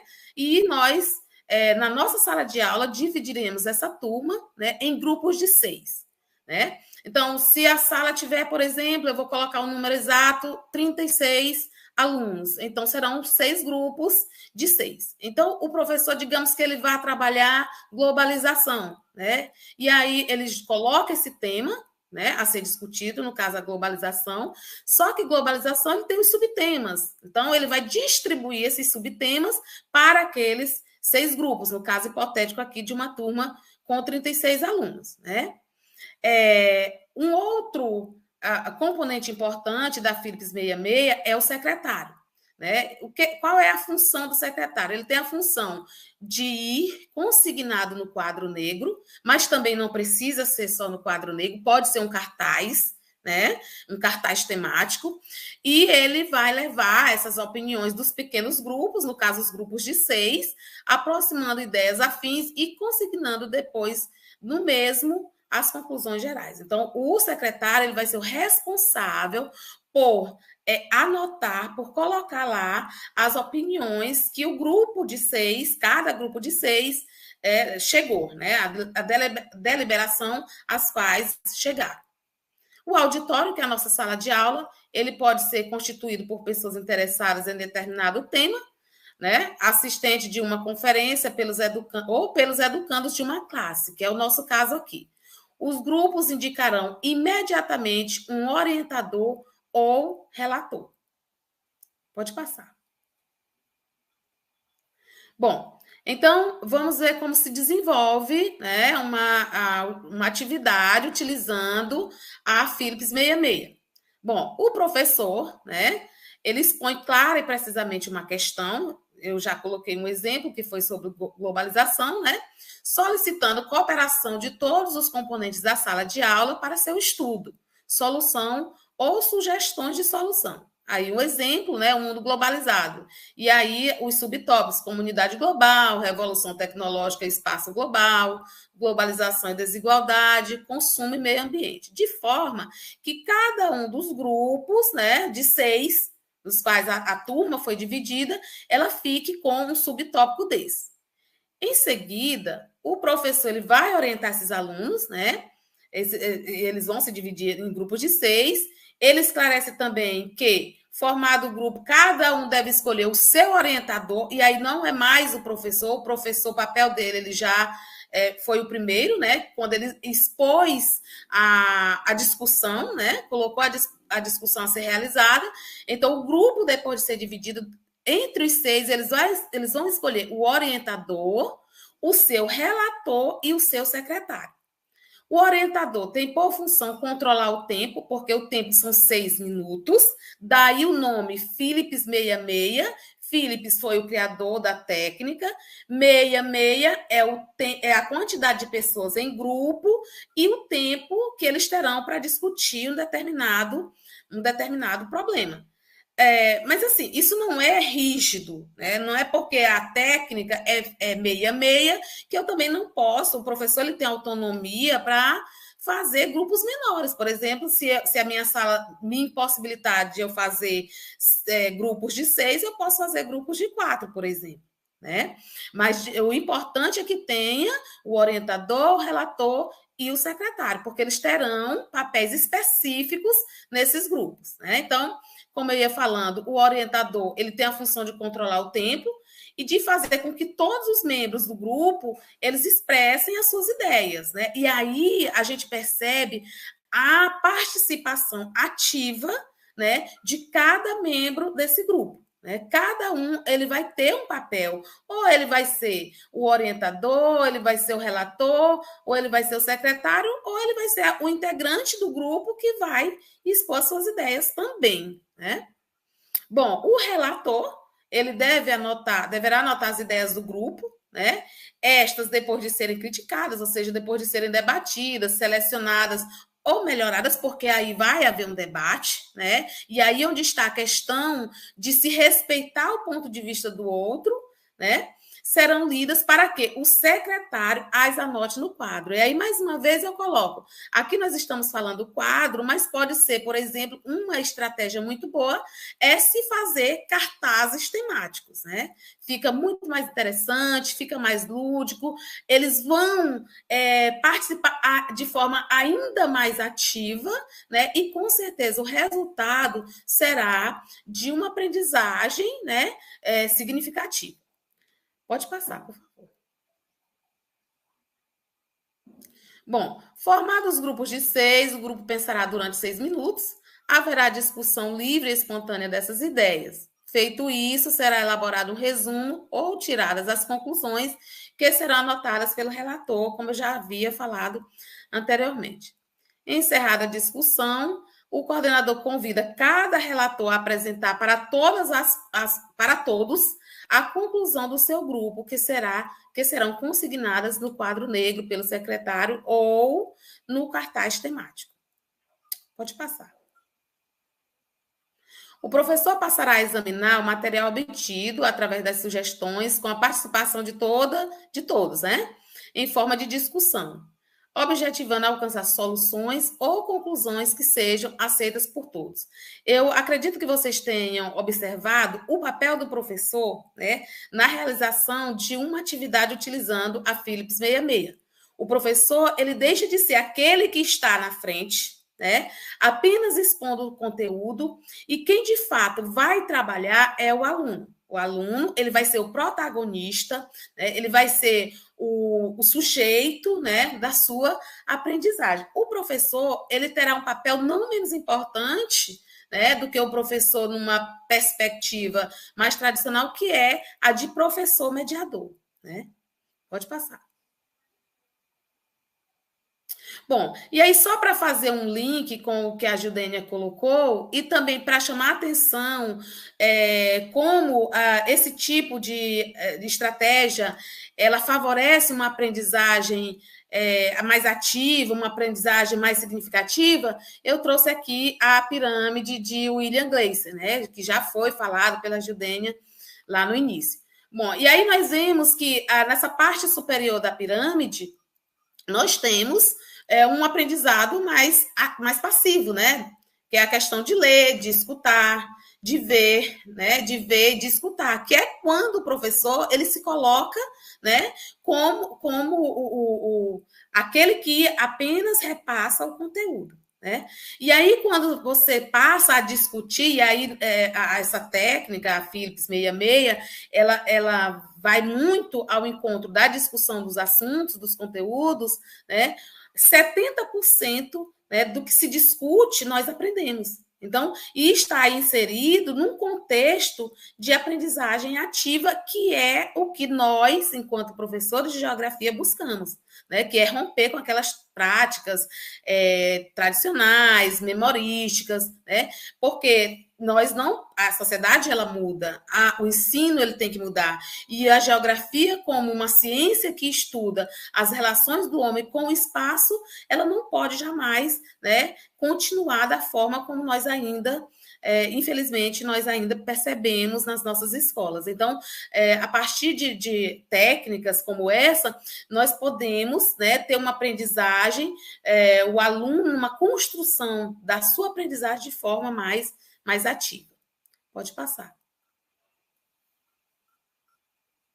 Bom, e aí nós temos alguns exemplos, né, alguns cartazes, para observarmos melhor como se dá, né, a dinâmica da utilização da Philips 66. Então, aí nós temos grupos de pessoas, nós estamos vendo adultos, e nós vemos que eles participam da discussão, inclusive é bem atual essa foto, né? Todos estão de máscaras e tudo, e aí eles estão todos ativamente participando da discussão e todos estão trabalhando. Então, realmente, é uma atividade que exige que os estudantes eles estejam em constante interação. Pode passar.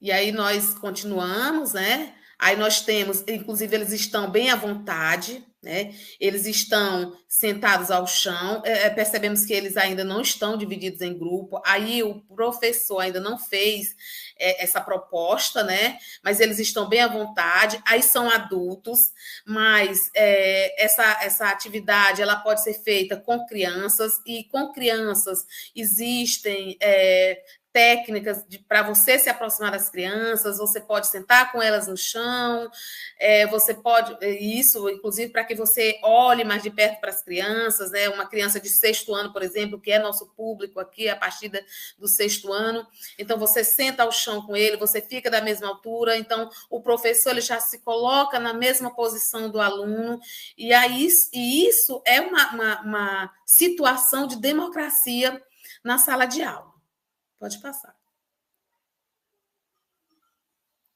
Bom, aí nós já temos os representantes, né, do grupo, né? Lembre que nós temos os papéis do relator e do secretário, né? Além do orientador, né? Aí eles já estão mostrando o resultado das discussões deles, né? E eles estão colocando, gente, para toda a sala de aula. Aí parece exatamente uma sala de aula de adultos. Então, eles estão colocando para toda a sala de aula. Então, aquela discussão que aconteceu num grupo menor, que eram os 6 participantes de um determinado grupo, agora ela vai para o grupo maior, que é a sala de aula.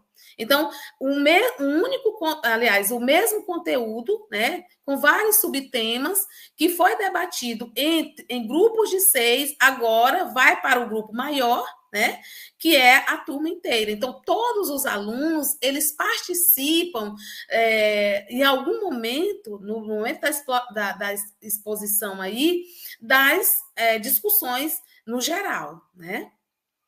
Pode passar.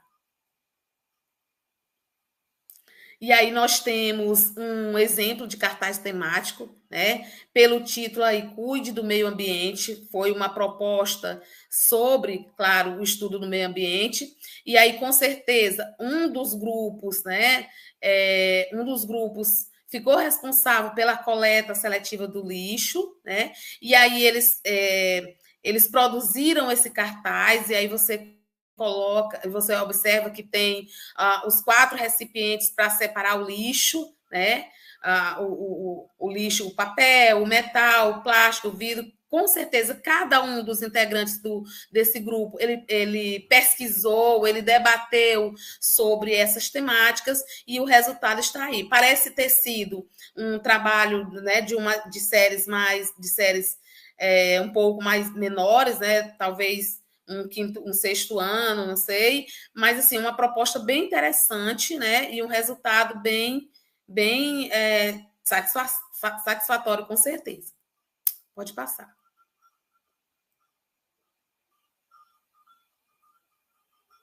Bom, aí algumas das nossas referências, né?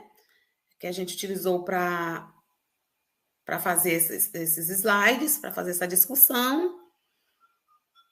E por hoje é só, e eu acredito que o professor Jairo, ele vai dar a sua contribuição agora. Então, mais uma vez, eu agradeço, né, por essa oportunidade, e a gente está à disposição para o debate logo após a apresentação do professor Jairo.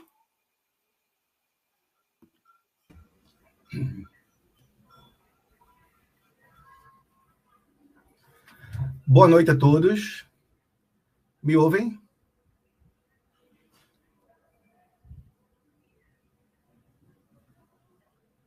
Os amigos me ouvem? Sim, a gente está lhe ouvindo. Ok, boa noite a todos. Preliminarmente, quero dizer que é um prazer estar participando deste trabalho com esta equipe de excelência. Parabenizar a todos pelas brilhantes apresentações. E apenas como contribuição, eu gostaria de enfatizar que o Philips 66, que é uma ferramenta excelente, uma ferramenta que infelizmente, não é tão usada pelos nossos docentes, pelo menos aqui no Brasil, mas que tem um resultado... Eu posso falar porque eu já trabalho com o Philips 66 há muito tempo, ela tem um resultado magnífico. E eu queria apenas enfatizar, creio que todas as coisas já foram ditas, né, de maneira brilhante, mas eu queria apenas enfatizar que o Philips 66, ele pode também ser adaptado em algumas situações. A nossa professora já falou, por exemplo, da questão do quantitativo de alunos. Não necessariamente tem que ser os 6. O nome Philips 66, como já foi explicado, né, foi o nome Philips por causa do seu criador, que foi Donald Phillips, e 66 justamente por essa questão do número 6 envolvido. 6 turmas de 6 alunos com 6 minutos para discussão. Mas não necessariamente tem que ser aquela coisa engessada. E eu queria falar de uma adaptação do Philips 66, que eu também utilizo bastante, que sabemos que no Philips 66, os alunos voltam para a sala de aula e aí há a discussão com um grande grupo. Nessa adaptação, principalmente quando existe uma turma muito grande de alunos, e o tempo é exíguo, aí essa adaptação é feita da seguinte forma: os grupos são divididos por temáticas apenas para título de exemplificação, né? Vamos dizer que os alunos irão estudar os 5 últimos presidentes da República, contando com o atual. Então, supomos que dividiremos a equipe em 5 equipes, os alunos em 5 equipes. Uma vai estudar o presidente Jair Bolsonaro, a outra vai estudar o presidente Michel Temer, a terceira vai estudar a presidente Dilma Rousseff, a quarta, o presidente Luiz Inácio Lula da Silva, e a quinta, o presidente Fernando Henrique Cardoso. Ok? 5 equipes, cada uma com uma temática diferente. Então, essas equipes vão ter um tempo para estudar a sua temática, no caso, o seu presidente. Esse tempo não necessariamente tem que ser de 6 minutos. Se a equipe já tiver um estudo prévio, pode ser um tempo menor. Se não tiver, um tempo maior. E aí, ao invés de vir para o grande grupo, essas equipes vão eles tornar-se-ão especialistas. Então, por exemplo, vamos dividir a equipe número 1. Então, a equipe número 1, todos da equipe número 1 vão estudar o presidente Bolsonaro. Todos da equipe número 2 vão estudar o presidente Michel Temer. E aí, eles estudam em equipes o mesmo tema. Aí, em seguida, eles voltam para as suas equipes. Então, vamos já formar 5 equipes. Cada equipe terá um tema de 1 a 5, que é um presidente. Então, na equipe, cada aluno será um especialista naquele tema. E aí, o aluno número 1 vai falar do presidente Bolsonaro, o aluno 2 vai falar do presidente Michel Temer, e assim sucessivamente. Não será no grande grupo, será no pequeno grupo.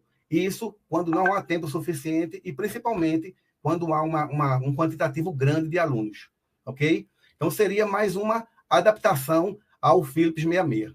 Que é apenas essa contribuição que eu gostaria de repassar.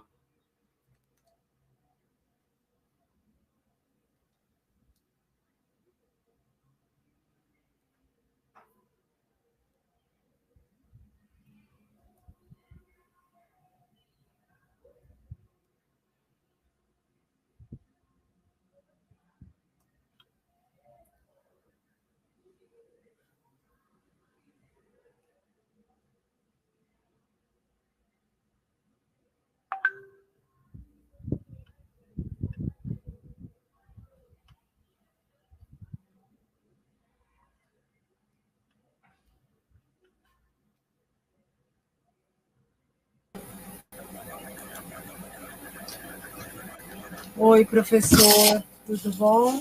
Estou com o meu computador aqui, deu um lapso, tivemos chuva aqui em Teresina, então deu um probleminha aqui. Muito obrigado por o senhor ter vindo, né? O professor Cleidson compartilhou conosco a sua possibilidade de entrar para a live, né? E eu gostaria de saber se o senhor tem utilizado na universidade com o grupo dos seus alunos, como é que é a sua prática no uso dessa técnica, né, dentro de sala de aula? Ok, professora Andréa. Sim, eu utilizo. É interessante, professora, que eu utilizo essa técnica tanto nas minhas turmas de ensino fundamental, ensino médio, como nas minhas turmas de graduação e de pós-graduação na universidade. Então, é uma técnica que a gente utiliza e que vê um resultado extremamente positivo.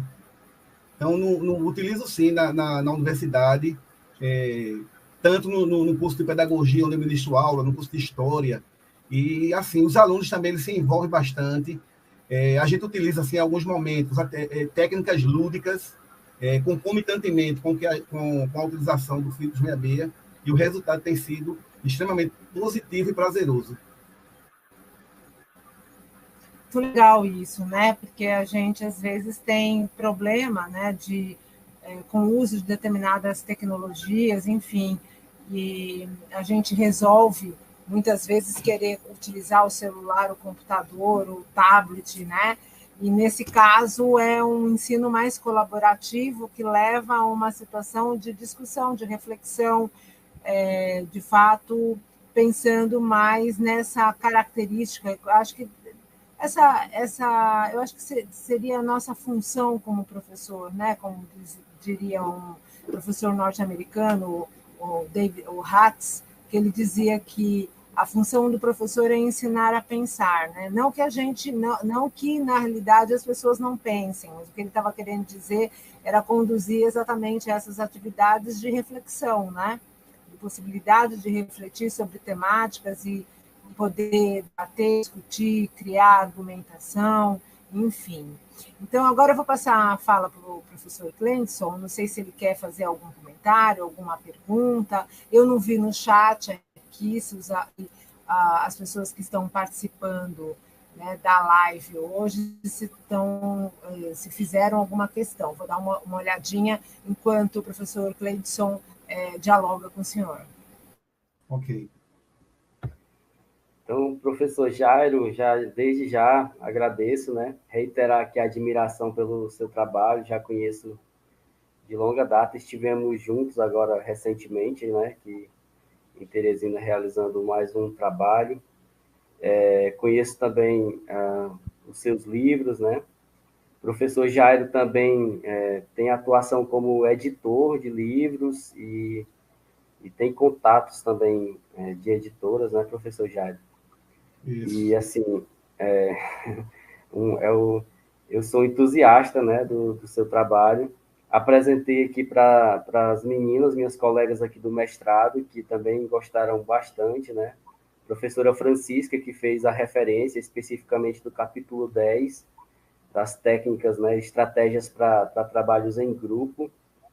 E aí, professora Andréia, eu acredito que nesse feriadão muita gente não pôde participar conosco, né? Mas, assim, fica gravado, e aí eu creio que já recebi aqui algumas mensagens de pessoas que disseram que vão assistir no momento posterior, né? E, assim, só agradecer mesmo às minhas colegas, primeiramente, aqui, que estiveram conosco, construindo esse trabalho, que é a professora Gildênia, a professora Francisca, a professora Bartira, que nos tem dado, assim, muito apoio e muito empurrão, né, professora Bartira? Sempre nos colocando, assim, não nos tirando sempre a gente da zona de conforto, sempre nos colocando, assim, para trabalhar. Eu agradeço por isso, porque nós precisamos mesmo. A professora Andréia, eu ainda não tive a oportunidade de conhecê-la, mas sei dos referenciais também. Então, assim, desde já agradeço a sua colaboração aqui também com a gente, professora. Aos colegas que estiveram também projetando aqui as nossas imagens aqui e também os slides, obrigado pela participação. Novamente, ao professor Jairo. E se tiver alguma pergunta, algum questionamento, eu creio que os colegas, a Francisca e a Gildênia, e nós também estaremos à disposição. No mais, só agradecer mesmo. Obrigado a todos. Também agradecer as mensagens dos colegas que estiveram no chat participando, né, parabenizando, enfim, de alguma maneira participando. Então, obrigado a todos e estamos Cleidson, aqui. Obrigada pela participação de vocês, né? As pessoas estão tímidas, já faz 3 semanas que tem uma certa timidez rolando na audiência. As pessoas estão mais parabenizando do que exatamente perguntando. Eu acho que porque né? A gente demora um tempo para a gente poder sedimentar, entender, né? Então, às vezes, a pergunta não surge logo de cara, né? As pessoas têm, de alguma forma, nas lives aqui, mais parabenizado pelos conteúdos, e eu acho que depois, num processo reflexivo, né, mais adiante, vão pensar o que eu gosto muito dessa técnica 66, né, Phillips 66, é justamente porque ela muda um pouco os modelos de aula, né, dentro de escolas que são muito tradicionais, de ensino muito tradicional, né. A gente sabe da importância da aula expositiva, de como a aula expositiva também proporciona aprendizagem, mas dentro do que a Francisca falou, de uma BNCC que fala, que está assentada, apoiada, pelo menos teoricamente, numa questão mais democrática, né? O ensino colaborativo ele é mais adequado, né? Então, essa questão de você poder propor a elaboração de uma história em quadrinhos, coletivamente, né, do professor poder lidar com as habilidades de cada um dos alunos, né, com os conhecimentos que já têm, conhecimentos prévios, lidar, né, com a possibilidade de desenvolver outros conhecimentos, outras habilidades tecnológicas, né? Isso é fundamental numa escola que frequentemente os alunos estão sentados todos em fileira, olhando quase que única e exclusivamente o quadro do professor que está lá na frente, né? Então, essa coisa de sentar e poder compartilhar, poder entender o papel do coordenador, entender qual é o papel do secretário, entender qual é o papel que vai empenhar ali, né? E que o resultado não é o resultado do indivíduo, mas é o resultado do coletivo, né? Trabalhando, eu acho que é muito legal, né? Para que a gente possa realmente construir esse princípio de uma sociedade democrática, né? E acabar com essa questão de um mérito individual, né? Porque na escola, de qualquer forma, quando os nossos alunos são aprovados, não é só o empenho deles, né? É o empenho dos professores e de toda uma equipe de coordenação pedagógica, de todo mundo faz escola, que aquela criança possa, né, se desenvolver, tem uma equipe de bastidor que faz o seu trabalho. Então, achei muito legal, e mais legal ainda, porque é uma proposta também de um tempo relativamente curto, né? Ainda mais hoje, nesse mundo que a gente vive, do WhatsApp, né? Que as pessoas não têm muita paciência para desenvolver, né? Concentra a atenção, desenvolve um tópico e explora esse tópico de maneira mais intensiva. Então, achei muito bacana a apresentação de vocês, né? Acho que os meninos aqui, os alunos que estão assistindo, os professores que estão assistindo, vão, em algum momento, ter coragem, né, de colocar, de ensaiar isso em prática nas salas de aula. A Elaine aqui, que é aluna nossa também do PPGGEL, está dizendo, parabéns, pessoal, foi show. Foi show mesmo, foi muito, muito bacana as apresentações, né? Não sei se o professor Jairo gostaria de falar mais um pouquinho da sua experiência, a gente tem tempo, são 20h10, a nossa próxima live começa às 20h30. Então, se tiver pergunta ou se vocês quiserem dialogar, eu não sei para colocar na tela a Gildênia e a Francisca, se elas querem, na realidade, fazer alguma pergunta para o professor Jairo, enfim, falar alguma, né, complementar o que foi apresentado. Acho que é um momento aqui para a gente poder compartilhar. Se for necessário, pode me tirar também da tela, mas cabemos todos os 5. Então, Francisco. Professor Jairo, qual é a sua experiência? Tá me escutando? Só um instante. Acho que é aquilo mesmo. Então, professor Jairo, eu compartilhei com a professora Francisca, né, de experiências que eu tive a grata surpresa em participar, né, em que o Philips 66, até a gente está colocando aqui muito em relação ao quadrinhos, né, porque assim, o quadrinhos é a temática aqui central da nossa temática, né, mas tudo está agregado. Então, quando a Gildânia trouxe os teóricos, ela fez esse link, né, do visual, do auditivo, porque a ideia dos quadrinhos na nossa proposta é justamente envolver a criança, o adolescente e até o ensino do adulto através desse audiovisual, que é, inclusive, para nossos tempos aqui como como sugere Castells ou Bauman, né, tempos líquidos, e o Castells nos traz a proposta da sociedade em rede, muito se traz desse visual, né? Hoje é muito complicado prender a atenção de estudantes em geral, e a gente pôde perceber isso na prática. Eu, na minha casa, aqui tenho 2 abençoados, que um tem 10 anos e o outro tem 12, e para a gente prender a atenção deles na aula remota aqui, é bem complicado por toda essa gama de tecnologias que os envolvem, né, que os tiram a atenção.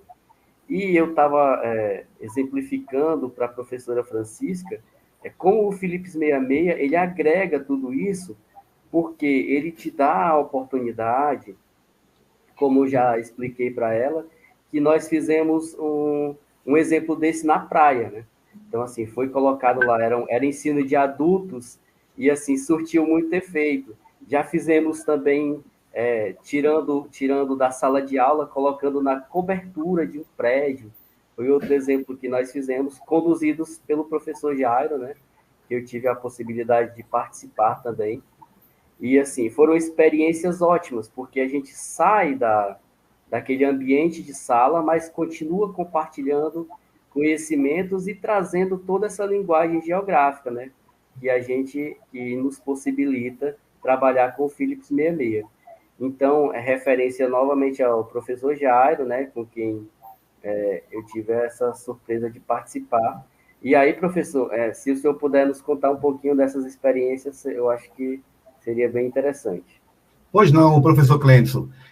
Então, primeira coisa é a gente sair dessa mesmice pedagógica. Então, acho que o grande problema hoje de muitos docentes é justamente a mesmice. Então, é aquela coisa como a professora André mencionou aí, é um aluno atrás do outro, aquela disposição física das cadeiras, onde o aluno ou ele olha o quadro ou ele olha a nuca do companheiro. Então, não tem aquele envolvimento maior, não tem aquela interação. Então, o Philips 66 ele também vem quebrar isso aí. Então, quando nós fizemos na praia de Luiz Correia, não é isso, professor Clemson? Sim, Luiz Correia. Isso, nós fizemos lá na praia de Luiz Correia, nós estávamos ministrando o curso lá no Sesc Praia, em Luiz Correia, e aí nós retiramos os alunos adultos, lembrando que era o ensino andragógico, era o ensino para adultos, e nós os levamos para a praia, e lá na praia nós fizemos essa atividade e foi fantástico, ok? Foi um aprendizado interessante, divertido, lúdico, e certamente eu garanto que houve um aprendizado muito maior e muito melhor do que se nós estivéssemos apenas em sala de aula. Então, lembrando, o ensino em sala de aula ele não pode ser descartado, mas o professor ele tem que inovar também na sua prática pedagógica, na sua metodologia. Então, sair um pouco da sala de aula. E sair se com um adulto já é importante, no ensino com crianças é muito mais importante. Então, sair daquela mesmice, trazer alternativas, conduzi-los para lugares novos. Aqui em Pernambuco mesmo, nós fazemos muito a questão de visitas, por exemplo, na aula de História, a gente leva a criançada para conhecer a sinagoga Carrauzu, lá no Recife Antigo, na Rua do Bom Jesus, a primeira sinagoga das Américas, de onde os judeus perseguidos foram expulsos e fundaram nada mais, nada menos do que a cidade de Nova York. Então, muita gente não sabe disso. Então, a gente leva esse público, tanto de criança, de adolescente, de adulto, leva lá na sinagoga, ministra uma aula prática com eles, uma vivência que muitos deles não sabiam. A gente leva lá para o Forte das Cinco Pontas, a gente conta a história de Frei Caneca, por que Frei Caneca não foi enforcado como os outros revolucionários, porque os carrascos se negaram a enforcá-lo. Então, essa história rica de Pernambuco, que infelizmente, muitos não têm conhecimento. E a gente faz Philips 66 nesses locais também, e faz na sala de aula. E assim, eu acho importantíssimo a gente faz atividades lúdicas, a gente faz atividades criativas, e o aluno, ele aprende, como muitos alunos chegam para mim e dizem: professor, eu gosto da sua aula, porque a gente aprende brincando e sorrindo. E o Philips 66 contribui muito para esse aprender sorrindo e brincando.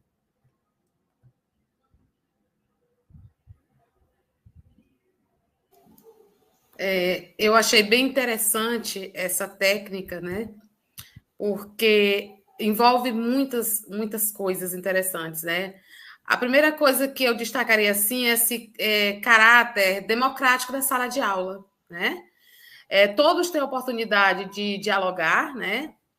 Todos têm a oportunidade de colocar os seus pontos de vista, né? E uma multiplicidade de habilidades que aí vão sendo desenvolvidas, né? O aluno aprender a respeitar o próximo, o aluno aprender a se colocar, né? Na sociedade nós vivemos hoje, o aluno, como o próprio texto lá disse, ele não precisa só acumular informações, ele tem que saber o que fazer com essas informações. Então, muitas vezes, nas nossas salas de aula, nós sabemos que tem alunos com potencial assim, incríveis, mas que muitas vezes nós não damos oportunidade para que esses alunos se mostrem. Então, numa atividade como essa, esse aluno se mostrar, né, com certeza vai ser bem mais favorável. E aí, como o professor colocou, tem a questão da ludicidade. Dependendo da faixa etária dos nossos alunos, isso vai ser muito importante, porque eles vão dar importância ao que eles estão aprendendo. Então, isso é um passo bem interessante, porque eu não vou aprender o que não me interessa. A partir do momento que você propõe uma atividade onde o aluno ele reflita, onde o aluno ele se sinta importante, eu acho que isso já é um bom caminho andado. Então, eu estou assim, bem entusiasmada com essa técnica. Já estou pensando nos meus alunos de ensino médio, mas também nas minhas crianças, né? São muitas vezes alunos muito retraídos, dependendo de onde você está, né? Se for uma periferia, então, aquele aluno ele tem medo, inclusive, de levantar a mão para pedir a fala. Então, numa situação como essas, né? O fato deles se colocarem ali em grupos menores e depois se colocarem para um grupo maior vai favorecer, com certeza, toda a construção, né, do conhecimento por eles, a obtenção dessas habilidades, trabalhar essas habilidades de falar, de ouvir, de pensar, de se expor. Então, assim, professor Jário, eu gostaria muito de agradecer por você ter trazido essa contribuição valiosa para nós e ter, assim, ao Cleidson também, que é sempre um parceiro, né, a Gildênia também, e aos professores do PPGGEL por estar proporcionando discussões tão importantes, né, e tão pertinentes, né? Nós, professores de geografia, necessitamos cada vez mais ter acesso a essas discussões para que a gente rompa realmente com o modelo. E aí, como a professora Andréa colocou, a aula expositiva ela é necessária, né? Mas precisa ser mesclado. Outras alternativas devem existir, devem ser colocadas para os nossos alunos. Afinal de contas, o mundo não é uma única coisa. Nós temos várias coisas à nossa disposição, vários conhecimentos, várias ferramentas, e o nosso aluno ele precisa estar preparado por isso. Então, muito obrigada mais uma vez por essa oportunidade, né, de estar participando de um debate tão importante.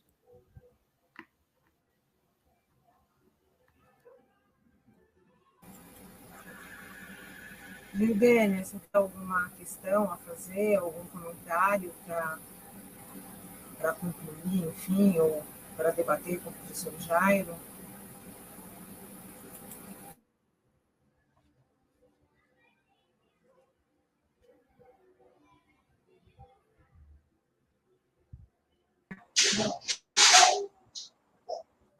Oi, conseguem me ouvir? Estava travando Sim. aqui. Ok.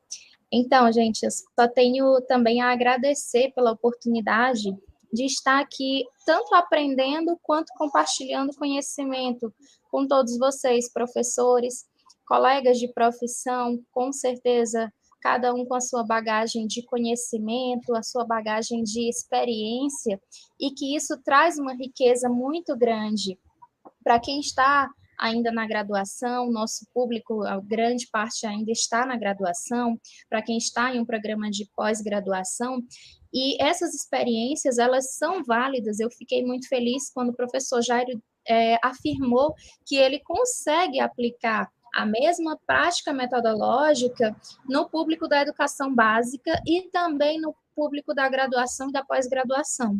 Olha aí, como a gente não precisa de muito para fazer algo diferente. Nós não precisamos de tantos recursos para fazer algo que chame a atenção do nosso aluno, que traga esse aluno para a sala de aula, que faça com que aqueles conteúdos que ele está aprendendo façam sentido para ele. Tá? Eu sou totalmente a favor da teoria da aprendizagem significativa, a que eu mencionei no início, porque ela é uma teoria que você lê do início ao fim e você consegue perceber que ela funciona na prática, que os princípios dela são aplicados em sala de aula, e que se o professor conseguir trazer o aluno para ele, conseguir motivar esse aluno, o feedback que o professor tem de volta é muito gratificante. O professor se sente também empolgado, entusiasmado em ministrar uma aula melhor, porque ele sabe que teve um retorno dos seus alunos.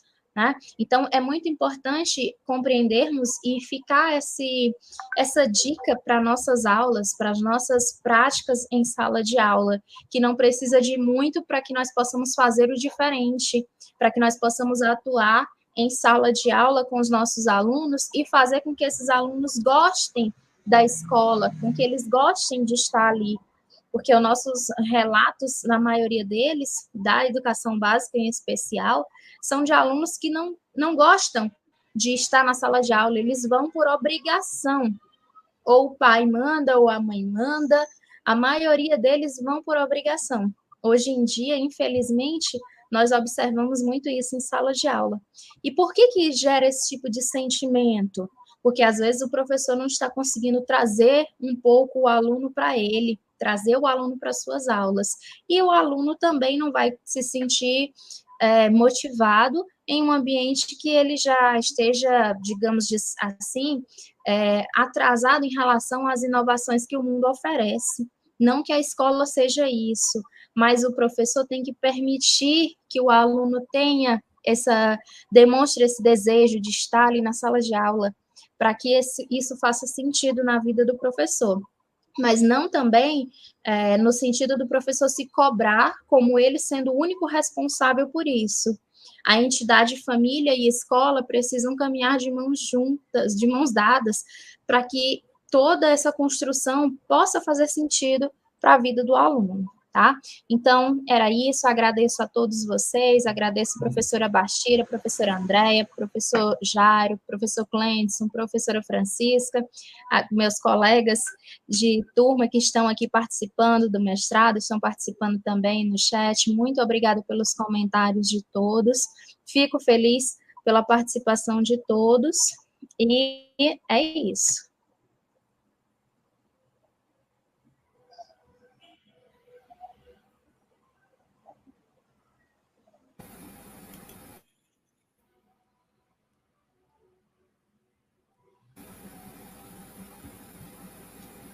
Meu computador também está travando o som, então por isso, gente, eu gostei muito de escutá-los, acho que é bem legal a gente pensar que, como a Juliana falou, que às vezes a gente não precisa de muitos recursos nem muito dinheiro, né? A gente precisa ter conhecimento de algumas metodologias, às vezes de algumas técnicas.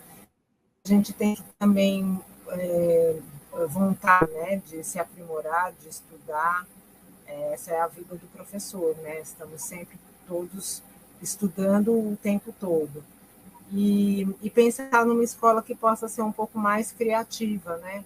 Que estimule a criatividade dos nossos alunos, que eles possam de refletir, pensar, se posicionar, né? Se colocar no contraditório. Acho que essas são as questões importantes, acho que para essa educação do século XXI, né?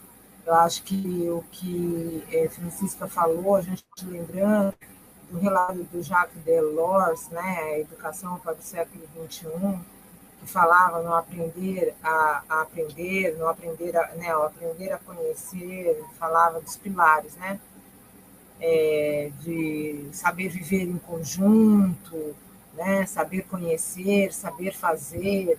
Eu acho que essa escola é a escola que a gente precisa possibilitar para os nossos alunos, né, aprendizagens que vão além da teoria, que possam ser utilizadas na prática, enfim. Olha aí a Eliana pedindo que gostaria de ter acesso aos slides, né? A gente tem colocado todo o material no Drive. Então, Eliana, provavelmente você vai encontrar lá, não sei se exatamente hoje, mas a professora Bartira tem compartilhado todo o material do curso. No mais, gente, agradecendo mesmo muito a presença de vocês, a parceria, né, com os alunos da pós-graduação, com o professor Jairo. Eu acho que tem sido bastante rico essas discussões, e isso faz também com que os nossos alunos da graduação, né, possam refletir mais sobre essa questão da importância, né, do nosso papel como professor, e que a gente precisa ter conhecimento, a gente precisa planejar, né, há um planejamento para a utilização das técnicas, para a utilização, o uso de recursos didáticos em sala de aula, não cai do céu, né? Às vezes a gente tem que preparar o material com muita antecedência, enfim. Acho que todas essas questões que a gente já vem falando nas lives anteriores, né? Então, agradeço muito a presença de vocês, Natanael oferecendo que as informações foram muito pertinentes, esclarecedoras. Tem muita gente aí, o Rafael Marques, dizendo que as apresentações foram excelentes, enfim. Parece que ninguém tem dúvida de novo hoje, né? Vai ficar para uma próxima. Então, obrigada, João, obrigada, Francisco, obrigada, Cleidson, e especialmente o professor Jairo, né? E professor Obrigado. Jairo, só para dizer, fui a Recife a coisa de... vai fazer agora 2 anos, né? Por causa da pandemia, mas é muito significativo. Forte de 5 Pontas, eu estudei na época em que eu fazia mestrado. Eu sou arqueóloga. E a minha professora de arqueologia histórica deu exatamente um Forte de 5 Pontas para a gente poder analisar, né? Então, para mim, foi uma satisfação a última vez que eu a Recife ir ao Forte de 5 Pontas, e também fiz questão de ir no Forte Orange, né, levar minhas filhas para conhecer. E a sinagoga, eu estava no centro, muito legal. Eu fiquei impressionada com a sinagoga, né? Achei uma coisa assim fantástica a história. A gente ficou horas lá olhando os materiais e tentando entender um pouquinho a história daquele lugar, daquele pedaço. Então, eu acho que faz uma significativa diferença, né? Esse tipo de ensino que olha, né, para o externo, para a comunidade, para a cidade, para os lugares. Então, foi muito legal a sua fala. Grata. Ótimo conteúdo, professores, parabéns a todos vocês, especialmente ao meu amigo Cleidson e ao professor Jairo Freitas. Quem está falando é o Ítalo Marcelo. E assim, gente, a gente finaliza, porque agora vem o professor Antenor, né, que atualmente está como diretor do IFP de Valência, foi nosso aluno da pós-graduação em Geografia e trabalhou com a questão da charge no livro didático. Então, hoje ele não vai falar exatamente de charge, provavelmente ele vai falar